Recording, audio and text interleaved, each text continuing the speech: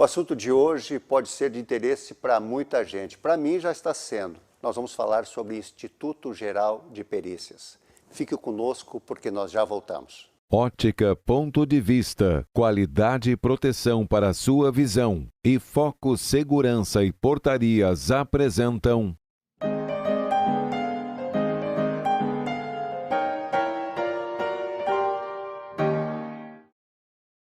Formado como engenheiro mecânico pela Universidade Federal de Minas Gerais, perito criminal pelo Instituto Geral de Perícia aqui do estado do Rio Grande, atuou como perito criminal de local de crime em Bagé e região de Campanha e atualmente é perito criminal especialista em identificação veicular âmbito estadual.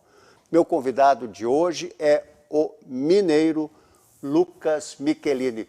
Seja muito bem-vindo para o programa Negócio dessa noite, meu caro Lucas. Obrigado, Jorge. Muito obrigado pela parceria, pela oportunidade. Agradecer à Vale TV pela oportunidade de participar do programa Negócios, que é um programa que vem a alavancar cada vez mais a sociedade aí de Novo Hamburgo. Tu sabe, Lucas, que é um assunto bastante instigante quando se fala de perícia, porque isso envolve tanta coisa e tanta gente acaba não sabendo como a coisa funciona. E às vezes a gente espera muito sem ter o conhecimento, e é por esse motivo que eu fiz questão de te trazer para cá hoje, para a gente poder falar de uma maneira assim, um bate-papo, tá? Por todo o teu conhecimento. E vamos começar da seguinte forma. O que vem a ser o Instituto Geral de Perícia? Bom, Jorge, o Instituto Geral de Perícias, assim como a Polícia Civil e a Brigada Militar, ele faz parte da Secretaria de Segurança Pública. Ele é um órgão vinculado a esta secretaria. Muitas pessoas confundem, né, o Instituto Geral de Perícias à Polícia Civil. Ele hoje é um órgão à parte que faz toda a parte de investigação junto com a Polícia Civil. Porém, ele é totalmente isento, né, da instituição Polícia Civil. Porém, a gente trabalha junto com todos os órgãos da segurança pública. Mas então, vamos lá. Tu sabe que eu até vou te contar, porque a gente é meio bairrista aqui, tá? Então vamos puxar aqui para o Rio Grande do Sul, que lendo um pouco sobre a primeira perícia que foi feita, realizada aqui no estado, foi na região da cidade de Viamão, isso em 1764. E o que aconteceu? Tinha um escravo que foi indicado ou foi sugerido como promovendo o abigeato, né?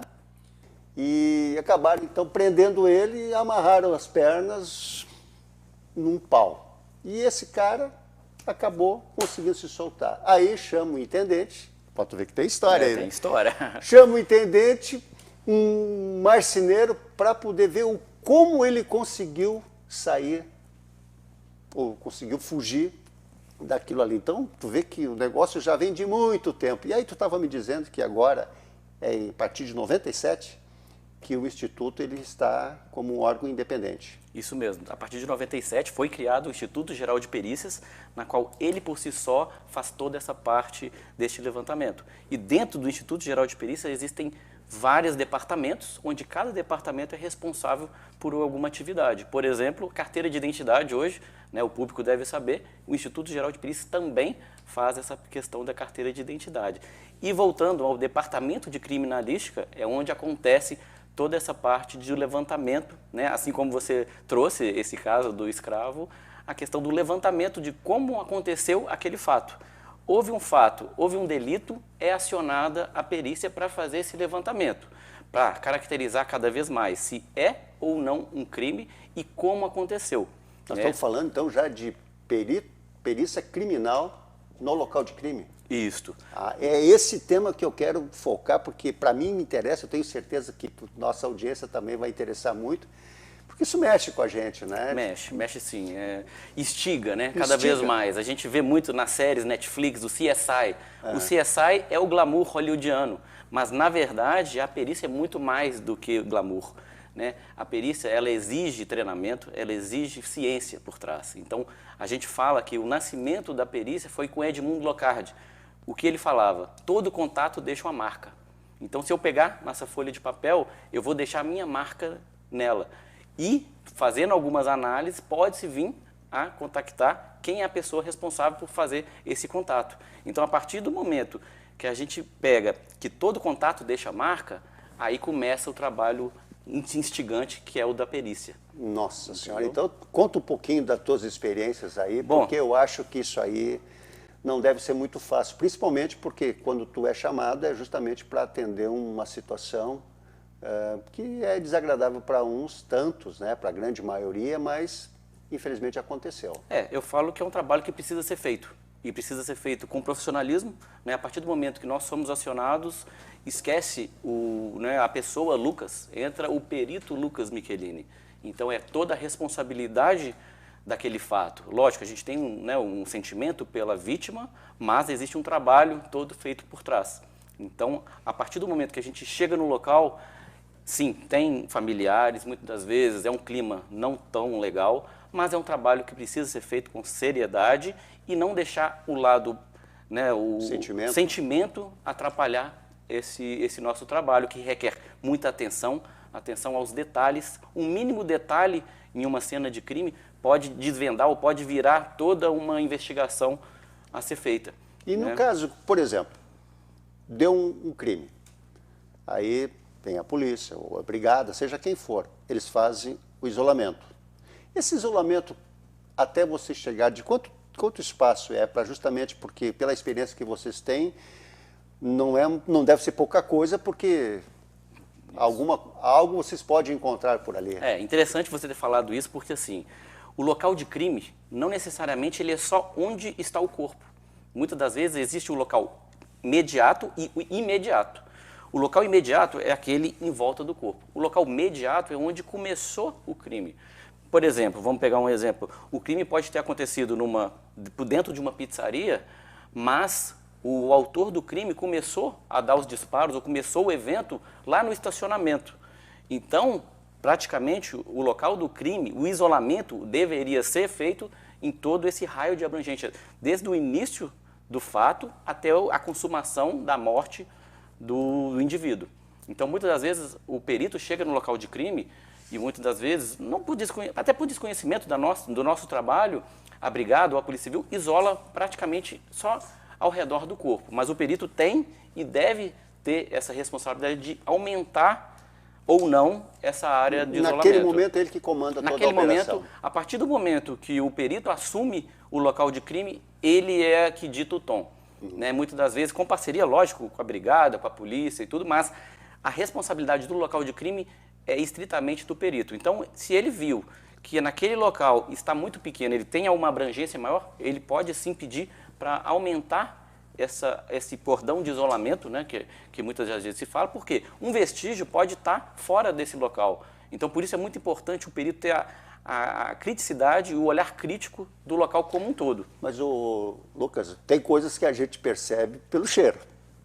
Tá, mas vamos imaginar, se tem alguém deitado ali, e aí o que te leva a tu achar que pode ser um pouco mais distante essa área de atuação? Muito importante. Existe uma coisa que nós peritos chamamos de a mancha de sangue. Todo local de crime, ou a grande maioria, exceto alguns casos como envenenamento ou outros, existe a mancha de sangue.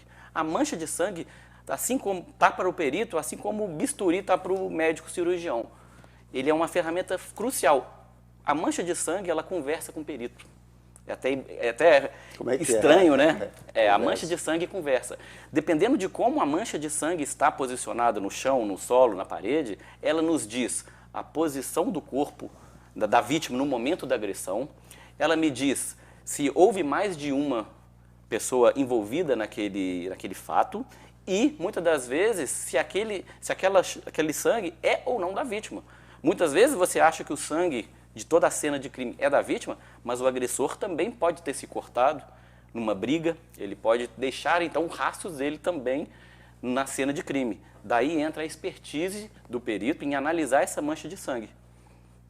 A gente tem casos intrigantes que a pessoa limpa todo o cômodo que aconteceu o crime, a princípio a perícia chega no local, não encontra nada visualmente, aí entra os vestígios latentes. A olho nu, não temos vestígios de local de crime. Porém, existem técnicas que o perito usa em local de crime para identificar vestígios latentes, ou seja, a olho nu a gente não consegue, mas com algumas técnicas a gente consegue revelar essas manchas de sangue ocultas ou até limpas no local de crime. Tu sabe que isso aí a gente vê sempre no noticiário, quando acontece um episódio desse, as pessoas vão lá, dão um banho, fazem o diabo a quatro em cima ali, negócio, achando que, bom, agora tô tranquilo. E quando vê, toma uma bola nas costas. Não está tranquilo. Ele está tranquilo a olho nu, a qualquer leigo que passa, mas pelo perito criminal, pela nossa técnica, a gente consegue realmente elucidar muitos fatos em que houve essa tentativa, né, de manipulação da cena do crime. Isso já percebe logo quando tu chega? A gente percebe. Armuitas vezes você vê meros detalhes, um desalinhamento de quadros na parede, desalinhamento de um objeto dentro de um armário. Isso tudo o perito tem que ter essa percepção. Às vezes uma casa está muito organizadinha, mas houve algum fato, uma briga, muitas das vezes não era para estar, então ali foi mexido. Então a gente consegue pegar nessas pequenas coisas. Um desalinhamento de um utensílio doméstico numa cena de crime, ele pode dizer muita coisa, que foi ou não mexido. Mas que coisa interessante. Eu até queria também te perguntar, porque a gente sabe que quando chega, então, vocês chegam, tá? Ou uma das primeiras coisas é preservar o local. Isso é importantíssimo. Mas aí que vem, e aí tu já me colocaste, que muitas vezes o próprio indivíduo que cometeu o fato está pela volta. Isso mesmo. Assim, nós como peritos, a gente entra no local de crime, a gente não sabe quem é do bem e quem é do mal. Quem é ali somente um telespectador, parente, ou se realmente é a pessoa que cometeu o delito. Muitas das vezes, a pessoa que cometeu o delito, o fato, ela fica na redondeza justamente para tentar perceber para onde está indo a investigação. Às vezes ele esqueceu algum objeto dele, então ele está ali em volta para tentar ver se manipular, tentando que o perito não consiga enxergar isto. Ou até mesmo para ficar de olho e ouvidos para que rumo está tomando essa investigação. Então, o local de crime, ele por si só, ele te dá muitas oportunidades. E, inclusive, eu acho que isso 1, 2 e 3. Muitas vezes o cara fica ali para ver se realmente está morto o cara, né? Tem essa... Existem fatos, né? Existem colegas, não aconteceu comigo, mas existem colegas que são chamados para fazer perícia, chega lá, né? Às vezes a pessoa já foi, né, reanimada e tudo, isso é ótimo, né? Isso, claro. O primeiro ponto é a vítima. Eu tive um caso até curioso lá em Bagé, um choque elétrico, né? Meu caro Lucas, eu vou pedir para tu falar sobre isso logo após o nosso intervalo. O assunto está ficando muito interessante e acho que agora a gente pegou a linha e tenho certeza que vai te interessar cada vez mais. Fique conosco que nós já voltamos.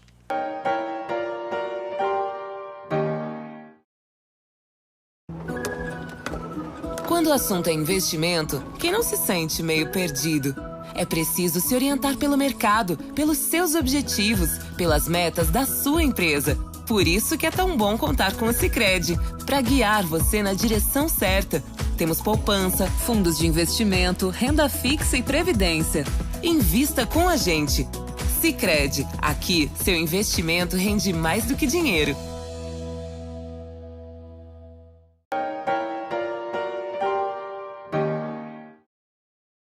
Voltando para o programa Negócio dessa terça-feira, tendo como convidado o perito criminal Lucas Michelini, um mineiro dos bons, porque já pegou muita coisa aí, ele está contando um pouquinho do que é possível contar para nós. É isso, né, meu caro Lucas? Então, tu estava dizendo que lá na região onde tu atuava, em Bagé... Lá na região da Campanha, em Bagé. Me conta o que tu te deparaste lá. Bom, fomos acionados, né, pelo pessoal da Polícia Civil, pelo delegado, que tinha havido um princípio de um óbito devido à eletropressão.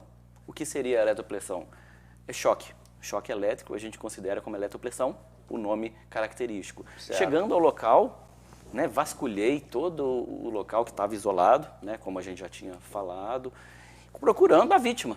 O principal, né, a cereja do bolo não estava no local. Então, assim, fomos chamados para fazer um levantamento de um óbito, mas o corpo não estava. Então, né, a gente se perguntou, corremos atrás em todos os cômodos da casa, onde está o corpo? E um senhor que estava num canto, ele falou, não, o corpo o pai já levou para a funerária e já está fazendo os processos. Aí quebrou todo aquilo que a gente falou do isolamento do local por uma coisa, às vezes, pelo sentimento, né, do parente, não culpo, mas tem que esperar realmente. Quem sabe foi uma premeditação, um crime premeditado de choque. Então, por isso, precisa ter esse sentimento de isolar o local. Mas eu também quero pegar esse gancho para te dizer o seguinte, que a gente sabe, eu gostaria que tu falasse um pouco, porque quando envolve algum tipo de sinistro, ou com violência, ou coisa desse tipo, para chegar no Instituto Geral de Perícia não é uma coisa tão simples também. Às vezes o cara fica ali gramando, né? E às vezes passa horas. Por que isso acontece? Muitas das vezes isso acontece, Jorge, porque é o seguinte, assim como outros órgãos da Secretaria de Segurança Pública, a gente tem uma equipe reduzida, né? Uma equipe reduzida que atende um raio muito amplo de atendimento. Por exemplo, na região da Campanha, em Bagé, a gente atendia um raio, um perito criminal e um técnico, uma dupla, atendia um raio de 100 quilômetros. Então, muitas das vezes acontecia um fato, um delito em uma cidade, e ao mesmo tempo, um pouco tempo depois, acontecia um fato em outra cidade, às vezes no outro extremo. Então, o deslocamento, a equipe tinha que terminar o que já estava fazendo, e só esse deslocamento já considera um tempo expressivo. Então, por isso que, né, muitas das vezes, a perícia está demorando a chegar. Sim, muitas vezes não é porque o perito quer ou porque, né, é por causa realmente dos atendimentos. Quanto maior o número de atendimento, maior esse tempo, porque é a mesma equipe que vai ter que fazer. Salvo engano, a capital, né, a região da capital, a região metropolitana, ela tem uma equipe maior justamente pelo movimento, né, que a capital tem. Então, na capital existem 3 equipes de atendimento que fazem essa gestão. Porém, no interior não é da mesma forma. E o perito de interior, ele faz todo o local, seja acidente de trânsito, seja incêndio, seja arrombamento. Então, o interior, ele é um pouco mais demandado do perito, ele é generalista. O perito do interior, o tempo que eu fiquei no interior foi muito bom. Por quê? Eu tive uma vivência de aprender de tudo um pouco da perícia. Né? Então, no interior a gente faz de tudo. Na capital é diferente. Na capital existem as equipes específicas. A demanda é diferente. Até mesmo o local de crime na região metropolitana é muito grande. Por isso existe equipe específica para o local de crime e plantões. Já conhece todos os meandros da cidade? A gente já conhece bastante as vilas, né, onde a coisa acontece. Falando assim agora, vamos imaginar que nós aqui para a região que interessa, aqui a nossa região, Novo Hamburgo, ele atende até onde? Novo Hamburgo passa do limite de Gramado, para você ter uma noção do tamanho do nosso atendimento. Né? Então, muitas das vezes, a localização da base do IGP é em Novo Hamburgo, mas o raio de atuação é muito grande. Então, a gente atende fazendas, estradas vicinais, muitas das vezes a nossa viatura também chega a atolar. Eu já tive caso da nossa viatura ter atolado, porque a gente atende onde aconteceu o delito. Muitas das vezes, o que a gente chama de desova de corpo, não acontece em um lugar bonitinho, iluminado e asfaltado. Esse é o ponto. Então, o perito, ele realmente tem que adentrar em mata-gás, ele tem que adentrar em diversas situações, inclusive no Rio dos Sinos. Existem alguns lugares que a gente sabe, existem as desovas, né, a famosa desova de corpo. E são lugares de difícil acesso. Muitas das vezes a gente precisa da parceria do Corpo de Bombeiros para acessar, muitas vezes de rapel. Né? Muitas vezes tem colegas nossos que relatam perícias quase que feitas de rapel. Né? Então, assim, lógico, primeira coisa, a integridade da equipe pericial, porque já aconteceu um fato, mas a gente não quer que aconteça outro. Então, tendo a segurança da equipe, a gente faz o atendimento onde quer que ele aconteça, 24 horas por dia. Lucas, é um trabalho extremamente técnico, né? É técnico, né? Técnico, 100% técnico. Considerando que existe, então existe, por exemplo, assim, é um protocolo, vamos dizer assim, chamamos de protocolo? Metodologia. Metodologia. Existe uma metodologia. Essa metodologia varia de tempo de um para outro? Vamos supor, falando sobre crime, a metodologia é a mesma. E então nós podemos pensar de que quando a equipe chega tem tem um tempo que ela vai permanecer ali? Isso varia muito, né? Assim, existe um protocolo que ele vai seguir, só que o protocolo vai depender. Por exemplo, um homicídio, vamos pegar um exemplo. Um homicídio simples, com um óbito, com um disparo de arma de fogo. Existem duas diferenças. Pode ter sido uma execução com 30, 40 tiros, quando pode ser um homicídio com um tiro. Você imagina o perito ter que fotografar, levantar e registrar todos esses projetis e as cápsulas? É ali mesmo? Isso mesmo. No local? No local. Não é quando manda para o Instituto Médico Legal? A gente faz o levantamento do local, nas posições que foram encontradas os vestígios. Então a gente tem que catalogar qual que é o produto do local de crime, qual que é o produto que o perito entrega para a Polícia Civil fazer o inquérito e terminar o inquérito. É o laudo. No laudo vai ter todo esse levantamento que o perito, desde quando ele chegou, dos vestígios que ele conseguiu captar e todas as percepções e a conclusão. E esse corpo vai depois para o IML, Isso. que também faz parte do IGPM. Isso. Né? Esse primeiro momento, nesse local de crime, o perito faz IGP, não IGP. IGP.